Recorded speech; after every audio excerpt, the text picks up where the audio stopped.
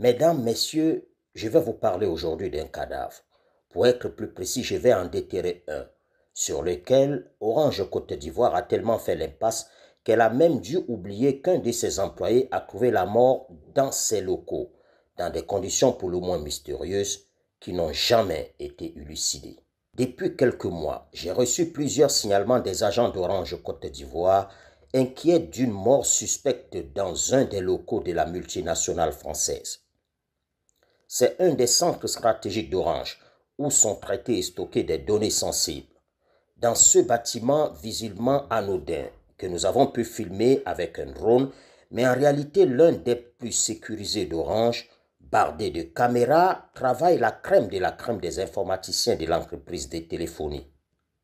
C'est donc sur ce site que le 25 juin 2020 au matin, Godot Léopold de Max, expert en sécurité informatique, est retrouvé gisant dans son sang, mort, dans son propre bureau.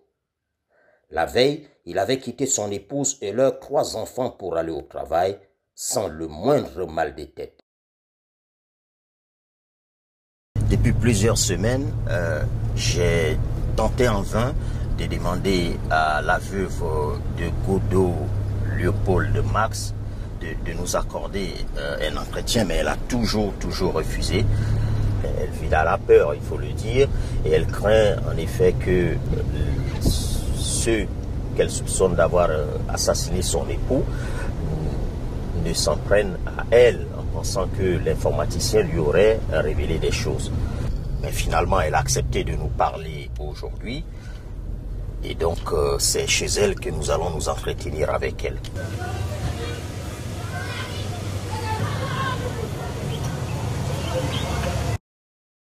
Madame, bonjour. Comment finalement, madame, vous avez appris que votre époux, dont vous aviez déclaré la disparition depuis la veille au responsable d'Orange Côte d'Ivoire, finalement, en fait, était décédé?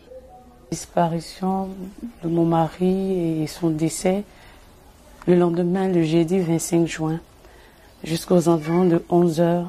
J'étais dans ma chambre, toujours en train de prier et de chercher là où il était.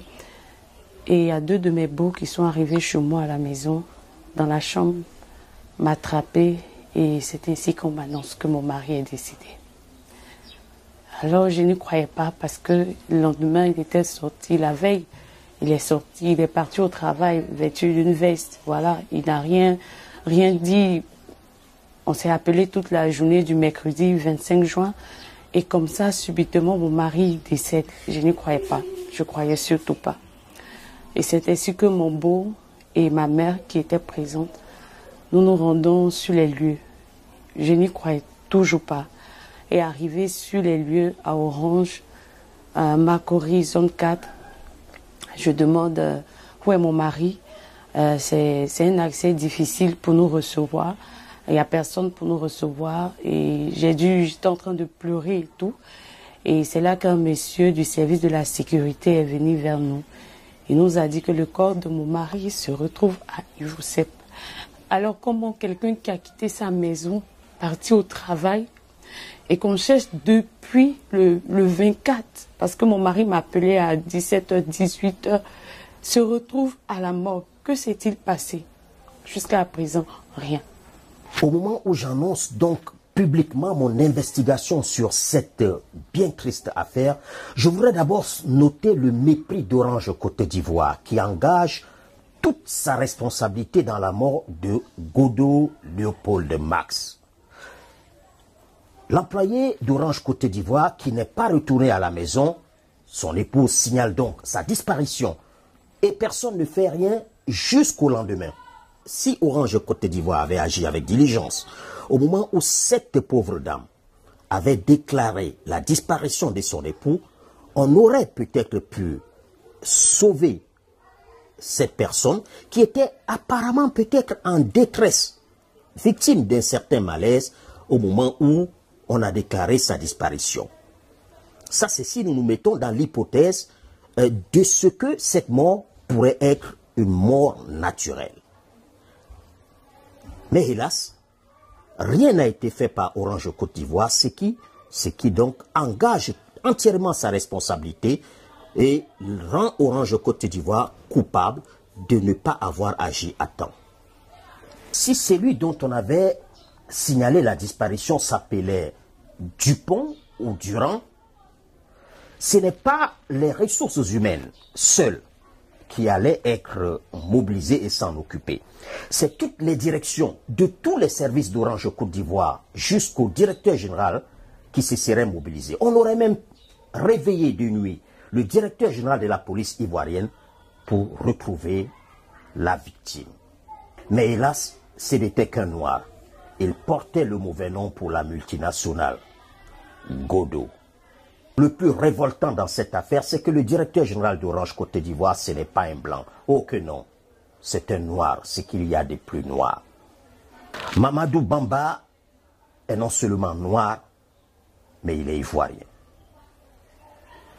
Le directeur général d'Orange Côte d'Ivoire déclarait lors d'une cérémonie, et c'est une citation, que le capital humain est le fondement de la réussite d'Orange Côte d'Ivoire, dont les performances réalisées sont le fruit de la qualité et de l'engagement des femmes et des hommes qui y travaillent. Fin de citation. Bel enfumage, si on en juge par les faits. Le directeur général d'Orange Côte d'Ivoire n'a jamais assisté à l'enterrement d'un de ses employés décédé sur son lieu même de travail. Il n'a jamais rencontré la veuve et les orphelins pour leur apporter le moindre réconfort. Orange Côte d'Ivoire poussera le cynisme jusqu'à écrire à la Caisse nationale de prévoyance sociale pour demander que le décès de M. Godot ne soit pas considéré comme un accident de travail. Et pourtant, la loi ivoirienne est très claire là-dessus. Tout incident survenu sur le lieu de travail, tout incident survenu pendant même qu'on se rend sur le lieu du travail, ou tout acte qui arriverait à un travailleur pendant une mission est considéré comme un accident de travail. Alors, depuis que j'ai pris ce dossier en main, je me suis rapproché de la direction générale de la Caisse nationale de prévoyance sociale, qui n'était pas au fait de ce dossier en particulier. Mais la direction générale de la CNPS m'a rassuré que ce cas sera reconsidéré et que le cas de M. Godot Léopold Max sera considéré comme un accident de travail et ses ayants droit bénéficieront de tous les droits qui y sont attachés. J'ai également découvert un comportement d'Orange Côte d'Ivoire qui renforce la suspicion sur le fait que la mort de Godot Léopold Max n'était peut-être pas une mort naturelle finalement. En effet, la multinationale n'a jamais effectué d'autopsie après que le corps d'un de ses employés ait été découvert dans les propres locaux d'Orange Côte d'Ivoire. Incompréhensible, n'importe quelle petite entreprise aurait quand même été curieux de savoir de quoi est décédé son employé sur le lieu de service, mais visiblement pas Orange Côte d'Ivoire. Alors de deux choses l'une. Soit cet état de fait traduit le mépris profond que Orange Côte d'Ivoire a eu pour cet employé et de façon générale pour ses employés, ou alors cela signifierait tout simplement que c'est eux qui l'ont tué et qu'ils auraient peur qu'une éventuelle autopsie les confonde. Inch'Allah, je vais creuser cette affaire. J'irai jusqu'au plus profond de tout ce qui se cache dans cette affaire. Je vais découvrir, je vais dire comment est-ce que M. Godot Léopold Max est décédé. Cette affaire est importante. Il s'agit pour moi d'aider cette pauvre dame à enfin faire son deuil.